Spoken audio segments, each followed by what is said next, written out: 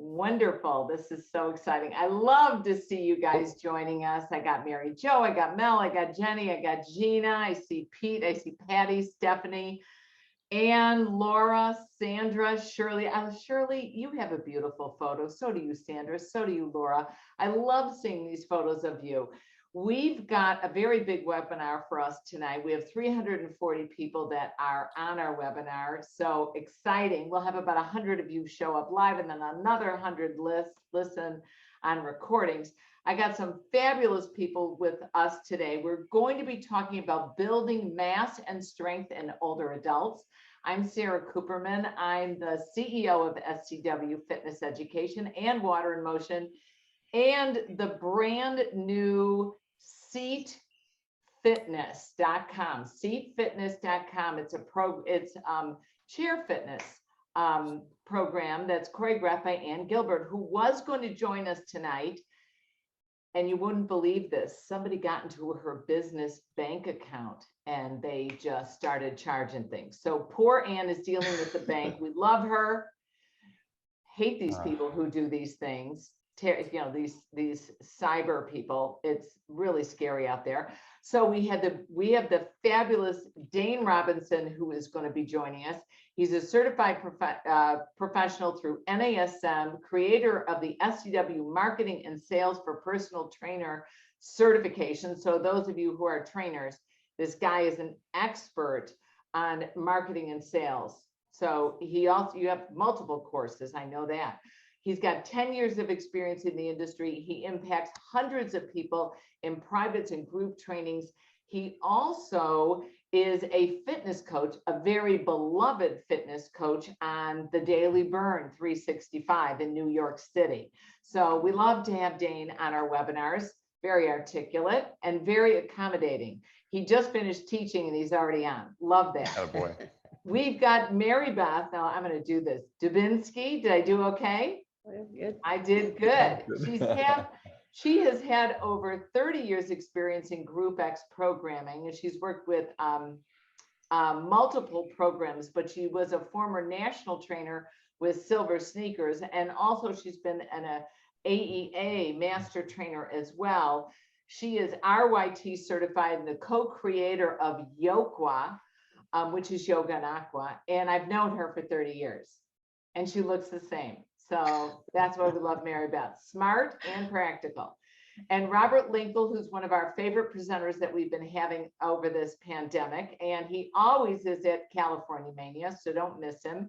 He's the owner of trainingtheolderadult.com, and it's a personal training studio and online continuing education provider.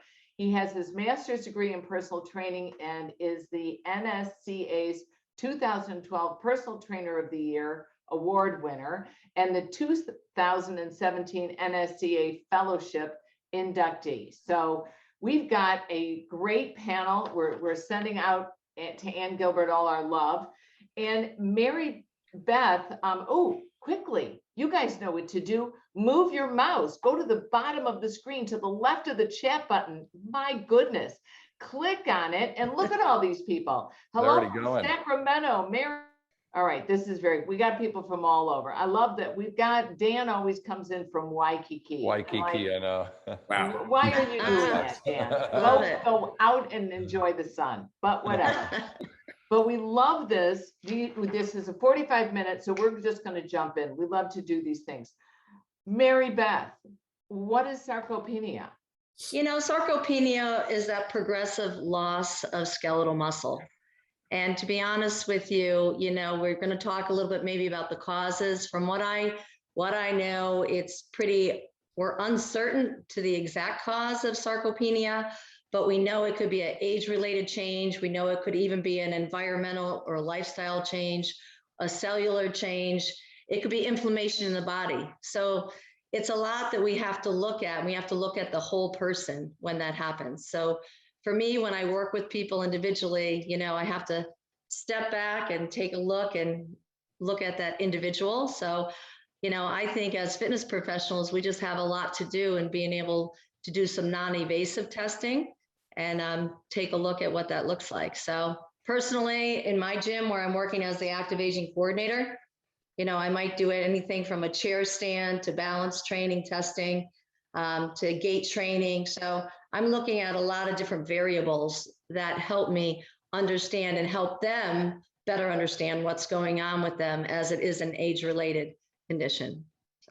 And the focus of this webinar is what we're going to talk about, which is building body mass and strength in older adults. But we have to take into account sarcopenia, osteoporosis, arthritis, and more. We have to look at that in our 65, 60 plus age clients.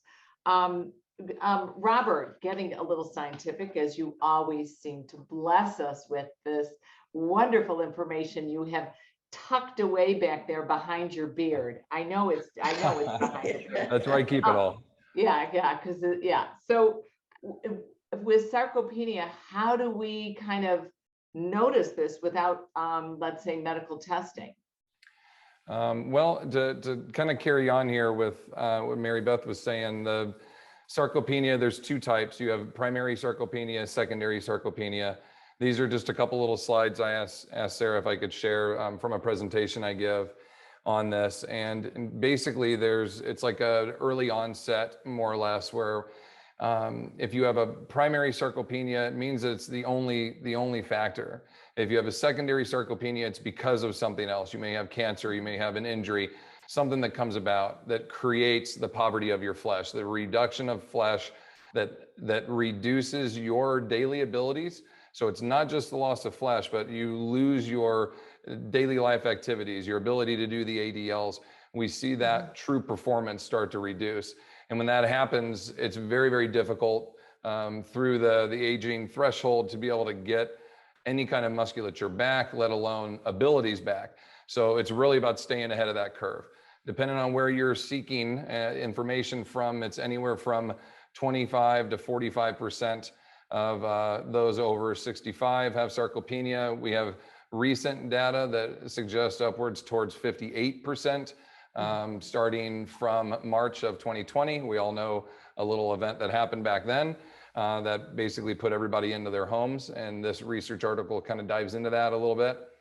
What we really start to see is sarcopenia can occur in little as 2 weeks. When you do a workout, Dane does a workout, and he's super pumped and he's swollen and he feels really good and the shirt's on tight. About 2 days after that, that pump and that swell starts to go away. And you can actually see, you can visually see it around a 1.7% of muscle volume loss just in that reduction. And after about 7 days, you can see upwards of 5.5%. So you've gone from early onset atrophy to atrophy. After about 10 days, you're into what's considered early onset sarcopenia. And after about 2 weeks, 14 days or so, you're full-blown sarcopenic. So we went from working out, feeling great, feeling the pump, 2 weeks in, now we're sarcopenic. And some of the results that come from that on average, and I'll show you the study here in just a second, 6% decrease in power production, 8% decrease in strength production, 5.5% loss in muscle mass only after those 14 days. And these are all the things that we start to see: their ability to walk quickly, reach overhead, sit to stand, get up and down off the floor, open jars. All of that starts to reduce physically. Cognitively, your hand-eye coordination, balance, your reaction time, your ability to coordinate, track implements, grandson throws you the keys and you miss them, that kind of thing. Your ability to dual task, all that starts to reduce. And then my last slide here is the research article that came out. This was in March. This is a very cool research article that was done in this facility where they had pedometers, they had the Fitbits on all of their clients, all their what do they call them, residents.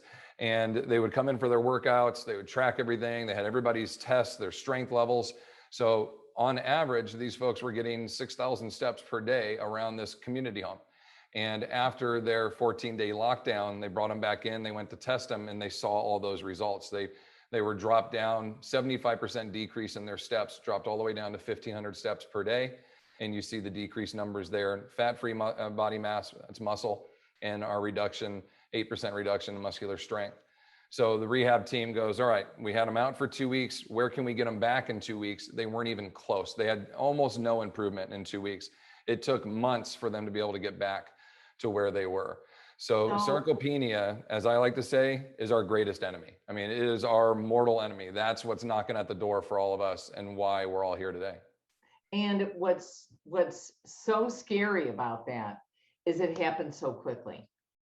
It happens so quickly. It happens after 2 days. This is really funny. So what I'm going to do, of course, I got all excited. I got to share 2 slides. And we had a great question from Carolyn. Carolyn Gagmore asked this, can we get copies of these slides? Absolutely. And yes, we can. When we do the recording, Robert is so generous with his education. We'll make sure that we put it at the end of the recording so you can actually download and keep the slides. So I'm going to show you this real quickly. So sarcopenia is poverty of the flesh. So it's that loss of muscle mass, strength, power, function.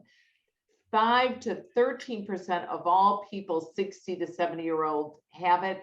11 to 50% of people in their 80s have it. And they can lose up to 8 times more muscle mass than is lost in the previous 30 years. So it just accelerates as we age. And this is kind of disgusting, but this is kind of a slice in your thigh. So this is your femur. And this is what happens. This is at age 25, and this is at age 65. We start marbling like a beautiful, beautiful rib roast. So we want to look at we want to make sure we've got muscle activation going on, and the causes of sarcopenia is inactivity, loss of motor neurons. This happens as we age. The inactivity happened during shutdown, decrease insulin and a decrease in growth or protein hormones and factors. And it's basically, we also have to look at our nutrition, because what happens is we get a 25% decrease in food intake, less protein, low vitamin D absorption, things like that as we age. And we are eating less calorically because as we age, whole motor units in the musculature just die. This is really sad. When you're over 23 as a guy, whole motor units kind of start dying. You can hypertrophy them, but they're dying slowly after the age of 23 for women and 28 for men. So men, I kind of hate you. You get to hang on to it longer. More muscle to begin with. But it's kind of scary because this affects us. And we need to be able to build muscle mass and strength in older adults. And you work with a lot of clients, hundreds in Group X as well as personal trainers. Dane, how do you deal with this group? What is your focus? Yeah, so the focus, guys, is and gals, is when we're talking about like application, like we understand now at this point what the cause and the hurdles are. You know, really, it's not so much about the aesthetics at this point. It's about just living like a better and longer, like independent life at this stage of the game. No different in the sense of like how I take the idea of like my time as a former football collegiate and professional athlete is like the idea is like to stay on the field. Like, you know, through your training, like not really get bigger, stronger, faster, like to stay on the field. Same thing in life. So where the way we attack it, and the majority of my clients are in that age range of 45, 55, I have a 70-year-old, is that, you know, within say a 60-minute session, is we do about 30 minutes of work to do 30 minutes of work. And what I mean by that is you're really working into, number one, mobility, flexibility, stability.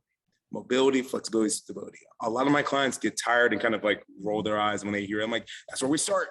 That's where we start, folks, you know? And it really is about joint integrity, making sure that we are, you know, again, we talked about how that can really affect the overall, you know, avenue of like, again, if our joints are not doing what they need to be doing and whatnot, or at least helping them out, we're not going to be able to achieve the muscle growth, the hypertrophy, the muscle stability that we're trying to continue to achieve consistently through your shoulders, through your hips, through your knees, all of your ball and socket and hinging joints.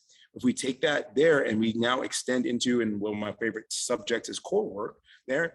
Again, not core work for the aesthetics of a six-pack, core work in the suspension of the body, you know, your rectus abdominis and your lower back, you know, suspension of the body there.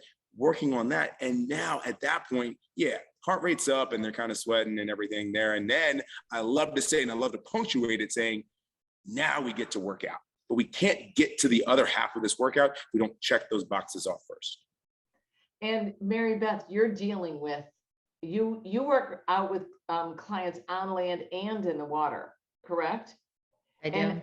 And what tends to work the best? Because what I love Dane brought up, it's also a mental shift. Like the reality is I'm 62 years old and you know, I want to stay in shape, but the main thing is I don't want to fall. I mean, seriously, I fell down my stairs once. I've tripped and fallen and broken my jaw. I think you remember when I did that. I mean, the strength is so important. So how are you working with your clients and working with them both physically and mentally? Well, I think you hear me say this often. I like to show up and meet my client where they're at. So I don't have any preconceived ideas. So I do a lot of individualized program. And so the way I do that is by doing some of those invasive maybe testing with them. So I'll do maybe an orientation with them. We all know maybe the chair stand test. We can do some balance training. I do a lot of one-legged stance work with my clients. I mean, if you look at a walking gait, 80% of your walking gait is on a single leg stance. So as you watch somebody and they've developed these, you know, I've had people, I'm working with a lot of replacements, hip replacements, knee replacements. I mean, their whole motor pattern has changed. And so they're in a new body and they keep saying to me, well, I can't do what I could do at 25. No, you got to love the body you're in. So what I try to do is help them to understand, yes, you can get stronger. Yes, you can improve your balance. Your greatest fear is falling. Let's take it. Let's break it down. Let's assess where you are. So again, I do functional fitness assessments on them. And then individually, whether, you know, the pool, we know what the pool is. I mean, I'm teaching water for 30 plus years. The water is a beautiful, supportive environment. We can do a lot more. They're going to push themselves more. They're going to feel better. So we're going to strengthen the weak muscles and we're going to get them more confident. And I think what Robert said, a big one is, you know, I'm an ADL girl. So I want their activities of daily living to get easier. So I associate an exercise with, well, do you know why you're doing this? I want it to translate. So I want the translation from me working with them, either teaching a group X class or in the pool or personal training them. I want them to then come back and say, do you know what? This has gotten easier. Mm-hmm. And grip strength. I think you mentioned that grip strength and stuff too, just hand strength, everything. You know? If I may, I wanted to double down on what Mary Beth just said. And guys, I really hope that you keyed in on like some big things that like the knowledge bombs, like please be unrelenting with like the balance training. Like, again, there's a lot of sessions going on at Midwest Mania. I'm sure, again, at some point we're going to cover balance training. That's something to be unrelenting about because, again, balance, you don't use it, you lose it. That's something that matters. And this, like, even the same way talking about your gait cycle, same thing, whether it's with an older adult or whether it's with a 20-something-year-old athlete, again, a lot of your gait, a lot of your sprinting or walking, running is on a single leg. So really rocking, through that idea of it. And really one other thing that, Mary Beth really kind of what resonated. And again, I just want you guys to really just hear these certain things of really taking a time to go into active daily life. Do you know why you're doing the movement? There's so many times a client will just do the movement because you tell them to. What are you feeling right now? Do you know why you're doing it? And that they understand why they're doing it, they'll put a little bit more intention to what they're doing, and then it goes into retention of having that client. But that was some big things I had to just acknowledge, Mary. I love that, Dane. Yeah, try to be a little more enthusiastic around these things. I mean, I just got done teaching the class. I'm still on 11. I know he's going to jump up and start doing things. We had a really good question from Agnes. Can someone get it all back if one works at it, or can only some of it come back? Robert, it's like, yes, our whole motor units are dying. Can we hypertrophy what we have? Will we ever get back to where we were? Or I know statistically we can make the same strength gains at different ages, but you also have to look at your set point. of where you're starting. Yeah. Can you elaborate on that for us? Sure. Yeah. You have to look at high-end potential. And after about 30-ish, high-end potential is on a decline. And what our job to do is taper that decline as slowly as possible and not let it cliff at 55 or 60. As an example, and it's unfortunate, my father's 76. He's fallen and broken both of his hips. He's extreme sarcopenic, high fall risk, stage 5 liver failure, cancer, like didn't exercise, isn't fit. I have a client who's 76 and she's the most fit individual, and you'd guess she's in her late 50s, early 60s. So it's max end potential. I get examples, I see different things, we can, like you said, Sarah, you can start at a certain point, and definitely an untrained individual at 70 can get stronger, much stronger, and can improve their posture and can get back to doing sport, or maybe, walking and performing better than they ever have. But they're coming from an untrained background, so they're working towards their new high potential. But is that high potential as high as it was when they were 30? No. So you can always make improvements. There's always a purpose. There's always a reason, and there's always I'm striving to become this next level or a new improvement of me. But we always have to keep in that mind of like, how drastic of a taper is this going to take? And that's just Father Time. He's undefeated, as we know. We have to battle this as long as we can.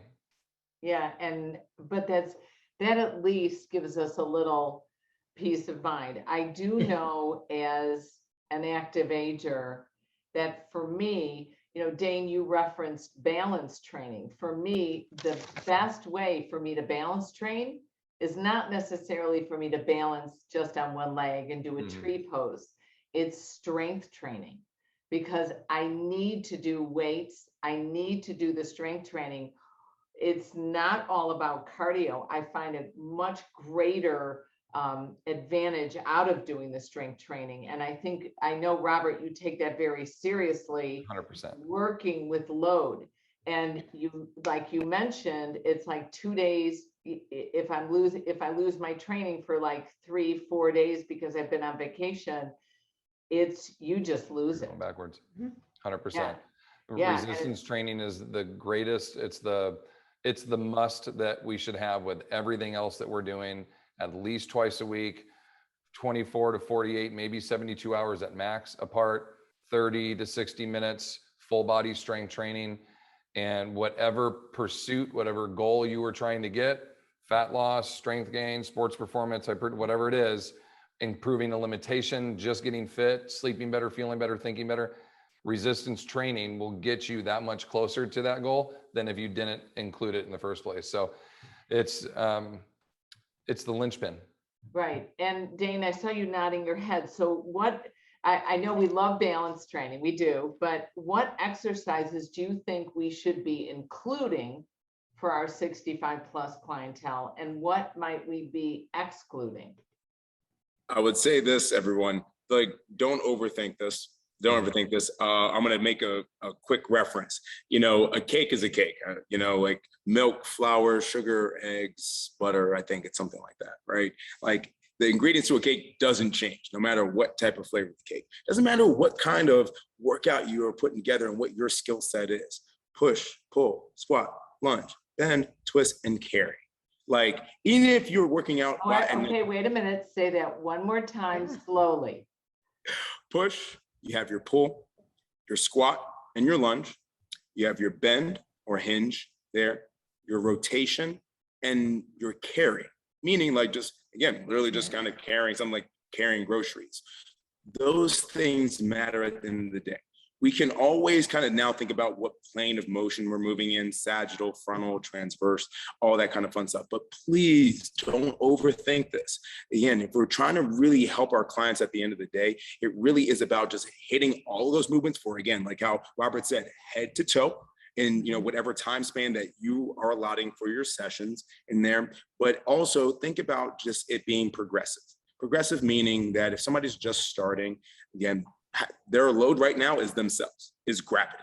Like, they have to be able to prove to themselves, trust trust you in the fact that they can move against themselves. Sara can move against Sara's own like forces around her. Then we can start working into strength endurance. Now, again, lighter loads, band resistance is always a great option. There, where we're doing just that, building endurance of the muscle, so that now we can add progressive heavier loads because Sara can handle herself against gravity. The muscle has endurance with high repetition. And at that stage of the game, now we can start working into like the intros of hypertrophy training, where she's been staring at those 15 pounds or 20-pound dumbbells or whatever for a while now. And like, yep, we're going to use them. And guess what? You can do it at a high level because we took care of these last two things. That's great. And we prepare people for this. I do like, there's some great chats in here. Oh, Tyson, thank you so much for agreeing with me about the muscular strength being so important for balance. A Zumba instructor, Jenny, says she works to help her students improve their quality of life so that they can maintain their independence as long as possible. Love to hear it. And my classes will include modified leg squats and core work. And Judith agreed that your clients need to know why they're doing certain exercises and how it relates to the ADLs. And Mary Beth, are there exercises that you focus on? Are there exercises that you also tend to exclude? Well, I was just thinking what Dane said. I'm a very functional girl. So when he's talking about, the push and the pull and the squat and the ADLs, yeah, I mean, I do all of that. What do I exclude? I have to look at that from an individual standpoint. I'm not saying that there's anything that I totally exclude. I don't know if you guys can comment on that, but I guess it depends on that individual for me. I do, I believe we learn by repetition, and certainly we're working with people who are older. And I notice when I start doing some movement with them, the first one's not the best, the second one's not the best. It starts to kick in, and we kind of repeat, and they get it, and then they're like, aha, So I feel like, it's an individual thing, but I definitely believe in what Dane said. Keep it functional, don't overthink it. Ask them what they like to do, ask them what their goals are. What are you looking to do? I mean, I don't care what age you are. I'm working with a stroke patient right now, and you know what? It's amazing. I mean, she had no use of her left arm, and her arm's moving, and her life has changed. I'm helping somebody walk. So somebody who's in a wheelchair who's now on a walker. And I don't know, I just feel very strongly that use your knowledge and look for ways to make them feel that they can accomplish it. So use your knowledge. Are there any go-to exercises that you tend to love and that you see a positive response from? Like I always think of, and this is just me, I used to have like that hello, I've given birth to 4 children, and I feel like I'm always breastfeeding someone. Sorry, Dane and Robert, it's a little scary, but deal with it. But I had this round shoulderedness, and I had to work very hard on it. And I feel as I get older, sometimes I catch myself. So I do a 2-to-1 back ratio. I do more back than chest. And 100%. And I work on my forward head, and I do it while I'm driving in my car, that I'll lean back and push my head, do the turkey neck. I can't do it because I'm wearing this very elaborate shirt, but I put yeah, I call it the turtle, like going in and out of the shell. It's like come out of your shell, come back in your shell, right? Exactly. Come out of your shell, come back. Yeah. I do use a really good exercise. That's a great cue. The turtle head, put it in and out of the shell. That's great. I also do a really good visual. I'm a visual girl with my yoga background. I believe you have to know where your movement's coming from. So if I do movement with them, I ask them where they're feeling it, so that then they can learn where it's coming from. But I do this good one. I call it a line on the wall. It's a visual one. You put your body against the wall, literally, and you see how your body aligns on the wall. Put your hands back on the wall. And then you close your eyes and you hold yourself in your very best posture. And then you close your eyes, you visualize a racing stripe cutting right through your body, front to back. And then you hold on to that, you visualize it, you breathe it in. You won't believe how their body changes. And then I count down from 30 seconds. I'll count down 5, 4, 3, 2, 1. And then I say, open your eyes, walk away from the wall and hold yourself in that position so they can remember it and they can learn it. So I use a lot of visualization too. And that's simple. It's not a piece of equipment. Yeah, it's a piece of equipment everybody has. It's you have on a the wall. wall. Yeah, Right. every day. Very valuable. Yes, Dane? Sarah, I was going to put out an idea, and actually, Robert, I'm interested to get your take on this. Is so when we think about I was stuck in my mind of talking about like movements that we may not be doing or we might be excluding.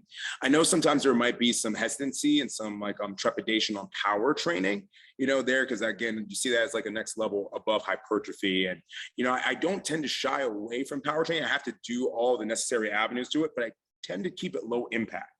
Just because I'm not going to have somebody jump and like land and we can always work on deceleration movements, but doesn't mean that I'm going to avoid having them be on like say an erg, or if we are going to do an explosive squat, it's going to be a squat to a strong calf raise and then decelerate down, that type of deal. But Robert, just because you're a wealth of movement science information, just I personally, again, it's like my own like question within the webinar, just on like maybe what your thought is on, as we go through building muscle mass and everything like that, where do you feel power training falls into that? Powerlifting coach Brian Mann has a very good article where they assessed older populations in power production. I can send Mike the link so you guys can see this. And they show like the average strength training program, you're targeting 70-80% of your 1 rep max, or a 7 or 8 out of a 10 on an RPE. And they're doing 8 to 10 reps, 2-to-1 tempo, like basic strength training stuff. For you to maximize a power production, you reduce it to a 4 or 5, 40 to 50%. You move that weight as quickly as you can, and then eccentrically control it back 3 to 4 seconds. And that's the idea, where we could use selectorized machines, any other weights, and you could do power training. But my answer to you and my discussion, or I guess the way I would say a way to implement true power training is, even when you're moving a bar, a weight, a selectorized machine, do you truly get to move it as quickly as you can and be as dynamic as you can and as explosive as you can? And the answer is no. Even in an Olympic lift, you still have to maintain the bar upon receiving it. So you don't truly get to go as 100% effort. But where could you is if you get to let go of the implement. And so we throw stuff, a lot of stuff. And that's where, if I can accelerate my dynamic movement pattern and transition all of that momentum into the implement, my body gets the ground reactive force benefit of the power production, but my body doesn't have to deal with the implement after I accelerate it. I can just let go of it. So sandbags, sandbells, kettlebells in a sand or grassy area, if you have long jump pits, anything like that, where you can just let go. Okay, sledgehammer strikes, all this type of stuff where you can lateral chop with a med ball into a wall, slam straight down, vertical tosses. We have an upright, like a pole vault pit, and we get to throw sandballs and sandbags up and over. Can you get 8 feet? Can you get 9 feet, right? So I get to transition and move as quickly as explosively, just put all this effort into it, but I stay on the ground. And so the stress through the bones, the joints, everything, you get the result of a power training movement without leaving the ground. And it doesn't mean that we can't jump or bound or skip or do that thing with those that are capable, but the majority older pops aren't going to be able to do that. But almost everybody can throw something. And so that's been our avenue. And the majority, my average client's 72. I've got 80 something clients that I work with, and they all buy bands and some weights, and we get a sand bell. Every one of them has a sand bell that they can slam and they can throw and we can manipulate and work with. So Plus, I think that's a great way to do it. Right? It feels feels great. Good. Oh man, Yeah. You see the sweetest, nicest old ladies, they're like, oh, it's time to slam some shit. And they're just, I mean, you're like, who are you visualizing right now while you're slamming this? And they look at you like, this is the greatest thing I've ever done. And then they ask to do them when they come in, and I'm like, have at it, Judith, you go for it, girl. And they're just going away. And it's so much fun. They have a great time doing it, because when do you ever get to relinquish, right? Like, when do you get to just let go and throw something as hard as you can? It's really great. Yeah, I think that's very interesting. One of the things that I always worry about is HIIT training. And just to be honest with you, if I've seen my chiropractor says, "Oh, I love HIIT training." I was like, "Bob, you're kidding me." He's like, he's got master's degree, he's got his doctorate in chiropractic. I'm like, "What are you talking about?" He goes, "I love it. It's keeping me in business, man. I love it." You know, and he looks at it because we get these people that are unaware or unable to control that weight or to jump down or to, lift that heavy barbell, and we throw them into this fast environment because we always think like faster, higher, harder, heavier, and that's where there is a risk of injury. But if it's in a one-on-one setting in a controlled environment, and you've built up to that strength, to that slamming of something, that's incredibly effective and emotionally satisfying, Yeah. as Robert so eloquently put it. Yeah, thank you, Dane Robinson, for typing that in for Robert. We'll keep that in for posterity. And I love how Julia wrote, I usually work on positively encouraging them to use heavier weights, because we got a question from I'm not sure if it was Jenny or Liz or Carolyn, but how do we get our clients that are used to lifting these little 2-pound dumbbells to lift something heavier? And I have this little trick that I've used with clients where they're used to grabbing these little light weights. And I said, okay, we're going to go heavier, but you're only going to do one of them at a time. And they're like, oh, okay, I can do it. I'm like, hello, if you're using both hands or you're using one, but for some reason they feel a little bit safer, a little more controlled, and we can kind of inch them into working with something heavier. And Julia says once they get to feel it, they usually figure it out and they can even go heavier. I love that. I think that gradual increase is so important. And Mary Beth, how do you also integrate diet in? Do you recommend, or do you work with a dietitian? Do you increase some of their protein intake? Is there any recommendations in general that you make? Well, I'm very fortunate where I work. We have a great nutritionist and dietitian. So I kind of leave that to her. I mean, I talk about it, but it's not my game. I mean, I do understand nutrition is a big part of it, but I just ask them, what their diet. That's one of my things, like my fitness orientations. I get the opportunity to work with every 65 plus member that comes into the gym. I spend a half an hour with them, and I do those 5 functional fitness assessment tests. I test their upper body, their lower body, their core strength, their balance. So I have a really good read on what their benchmark is there. But as far as nutrition, I just ask them, how they rate themselves on a scale of 1 to 10. Some are at a 2, some are at a 5. I mean, I'll say that I think you need to seek that out. I know there's a lot of information out on that, but I just, I pass that to my nutritionist. Toss it over, baby. I do. Slam it their way. That'll be good. Anybody, Robert or Dane, do you have any recommendations that you work in for what they're ingesting to help them better perform?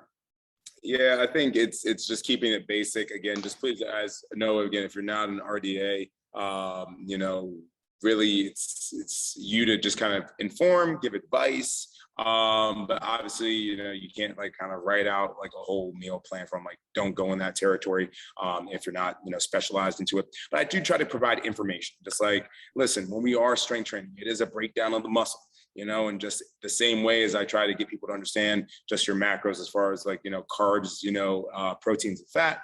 Carbs, think about it as gasoline for the body. If you don't use that gasoline and you ingest a lot of carbs and whatnot, the body's going to just hold on to that gasoline until the zombie apocalypse comes so that you can like run away, right? But for your protein, fat, stored in the body, in case the next ice age comes, you're slightly insulated. But your protein is your building blocks for your muscles. So that's where I try to just get people to understand, like, listen, that's where you want to have, your 30-minute window, which is still, an ideal time after you've done working out to get in that protein intake, whether it's through supplementation, whether it's through, just raw food in that regard, but also don't go overboard with it because the body is a very smart machine and it's just going to poop out what you don't need. Yeah, that's great advice. And what I pulled out from that is I love that it's fuel. This is not just fluff. This is not having an extra cupcake. This is fuel. And it gets more, as we age, it gets more and more important to focus on it being fuel, because our caloric intake needs, our caloric needs decrease as we age because of that reduction in muscle mass. We're getting a few questions, Robert, that I'm going to aim at you. People are asking about grip strength and how do we work out if we've got arthritis or we've got grip strength issues. Do you have recommendations there? And I can't even believe it. We're almost at time.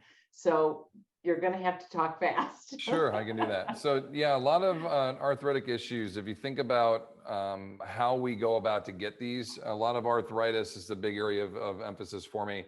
Is we overflex at the wrist and we overgrip with the hands. And we do that so much in our life, from typing and driving and writing and everything else. So a lot of the issues collapse the carpal tunnel, collapse the arch in the hand, and our fingers start to overdevelop. So if you think of the opposite of that, that could be very therapeutic. And that's where little rubber bands or anything that you can get, they have little kits and little sets that you can get different tensions and just start to work extensors in the hand, in the wrist, grabbing onto some dumbbells and doing your wrist extensions. We all do flexions because you want to see the big Popeye forearms, but I really want to see all the musculature on the back of their hand, open aspect, get your face pulls, get your reverse push-ups where you're looping the band on the back of your hand, just work all the extensors of the hand, and you'll see that helps open up the carpal tunnel, opens up their hands, and a lot of the arthritic issues of the hands, you can't get rid of arthritis, but you can improve your abilities with it. So you can help people get more dexterous. You can't reduce neuropathy, but you can get more dynamic or more capable with it. So again, the more we use this, the better. Working in sand or rice or buckets and ground up rubber, any of that can work really well too to help work with that grip. So I think that could be a very good one for you. I also put on there the Angle 90 grips. They're a fantastic device that is thick in the middle and narrow on the ends. So opposed to like a fat grip that's just fat all the way through, this fills up the inside of the hand and it's narrow at the end so they can get their hands around it. My clients love it. I have 8 pairs of them here because we attach them to everything and anything. And I would be remiss if I didn't tell you guys about it because it's been such a big factor for me. So you can check those out if you ever get a chance. That's great. When I'm teaching my chair classes, my chair yoga or my chair strength program, people are always thinking, touch your fingers. It's not the focus on squeezing your hand. It's the open, open, open. And that's the focus. And those are just simple exercises that are focusing on those extensors. I love that, Robert. And I love the rubber band. I'm going to start using those. We all can grab those. I'm going to real quickly thank Mike Lieber, who's been running our webinar. I'm going to share with you guys my screen here. We're doing a wonderful convention. Midwest Mania is coming back live. And here we go.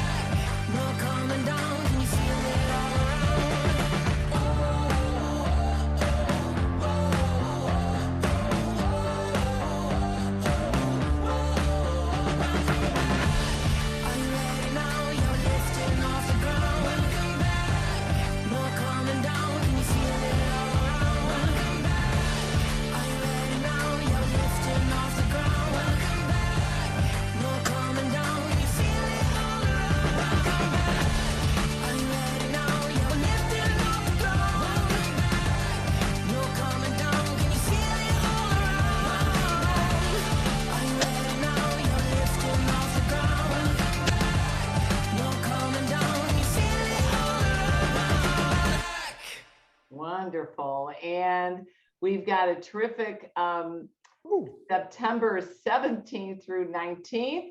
It's a really short little 30-second video here.